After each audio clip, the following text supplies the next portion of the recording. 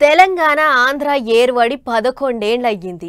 ఆంధ్రప్రదేశ్ కించి తెలంగాణ ఏర్వడేతందుకు తెలంగాణలో చెయ్యని పోరాటాలు లేవు, తీయని ర్యాలీలు లేవు, చెయ్యని బంధులు లేవు, బలిదానాలు లేవు. ఎంతో మంది అమరులయ్యారు తెలంగాణ కోసం. అయితే తెలంగాణ రాష్ట్రం కొరకు అప్పట్లో కేసీఆర్ సారు ఆమరణ నిరాహార దీక్ష కూసుండు కూడా. ఇప్పుడు గీ ముచ్చట్లన్నీ ఎందుకంటే ఇగో ఇందుకు అమరవీరులను దలసుడు, తెలంగాణ తల్లిని గొలుసుడు, సార్ ఫోటోకు పాలాభిషేకాలు చేసుడు, జేజేలు వలుకుడు, కేసీఆర్ సార్ చేసిన ఆమరణ నిరాహార దీక్షను యాది చేసుకున్నాడు.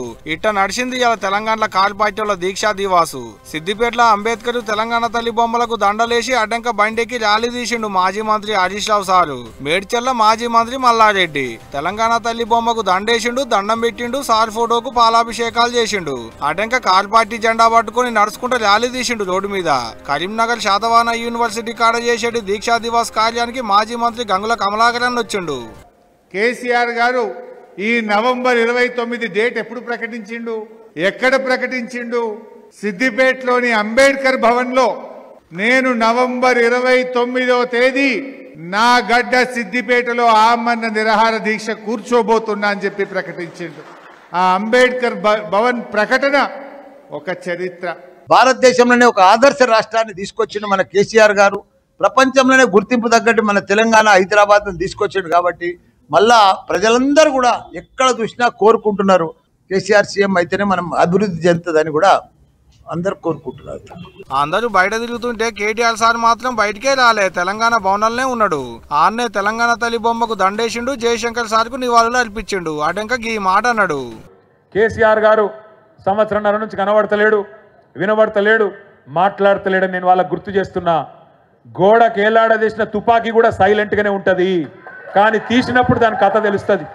గోడకు ఏలాడదీస్తే తుపాకీ కూడా సైలెంట్గానే ఉంటుంది, కానీ ఎప్పుడు బయటికి రావాలో, ఎప్పుడు పేలాలో, ఎప్పుడు ఏం చేయాలో ఆ నాయకుడికి తెలుసు. దీక్షా దివాసాన్ని వీళ్ళు సంబరాలు చేసుకుంటుంటే చల్ అయ్యాల కేసీఆర్ చేసింది ఉద్యమమే కాదు అంత నాటకం అనబట్టి షై పార్టీ లీడర్లు. ఒకరు త్యాగం చేస్తే ఒకరు అధికారం అనుభవించారు. అధికారంలోకి వచ్చి రాష్ట్రాన్ని అన్ని రకాలుగా దోచుకున్నారు. ఆ దోచుకున్న డబ్బుతో ఇవాళ రాజకీయాలు చేయాలనుకుంటా ఉన్నారు. మీ కుటుంబంలో తగాదాలు ఎందుకు వచ్చాయో రాష్ట్ర ప్రజలకు తెలియదా?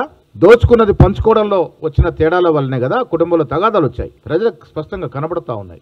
అసలు దీక్షా దివాస్ అంటే ఏంటంటే 2009 నవంబర్ 29వ తారీఖు నాడు తెలంగాణ కోసం కేసీఆర్ సార్ దీక్షకు బయలుదేరితే కరీంనగర్ లాగబట్టి ఖమ్మం దవాఖానకు తీసుకుపోయి పోలీసు వాళ్ళు చల్ మా సార్ని అట్టట్ట అరెస్ట్ చేశారని సిద్దిపేటలో హరీష్ రావు సార్ పెట్రోల్ పోసుకుంటే అది చూసి మా రాష్ట్రం మాకు కావాలని ప్రత్యేక రాష్ట్రం కోసం అగ్గిని ముద్దాడిండు తెలంగాణ తొలి అమరుడు శ్రీకాంతాచారి. వేణుగోపాల్ రెడ్డి, ఇషాన్ రెడ్డి, సిరిపురం యాదయ్య, కానిస్టేబుల్ కృష్ణయ్య, స్వర్ణ ఇట్ట ఒక్కలా ఇద్దరా 1200 మంది పానాలు ఇచ్చిరు తెలంగాణ కోసం. ఎన్నో బంధులు, రాస్తారోకోలు, సకల జనుల సమ్మె, అమరవీరుల బలిదానాలు గిట్ట బొచ్చడు నడిచిన జేఏసీ జెండా కింద మలిదశ ఉద్యమం లేచేందుకు కేసీఆర్ సార్ తొలత దీక్ష కూసుండుతోనే సులువైందని, దాంతోనే ఉద్యమం లేచిందని అప్పటి సంది ఇప్పటి వరకు 17 నవంబర్ 29వ తారీఖు నాడు దీక్షా దివాస్ అని చేసుకుంటారు అన్నట్టు కార్ పార్టీ వాళ్ళు.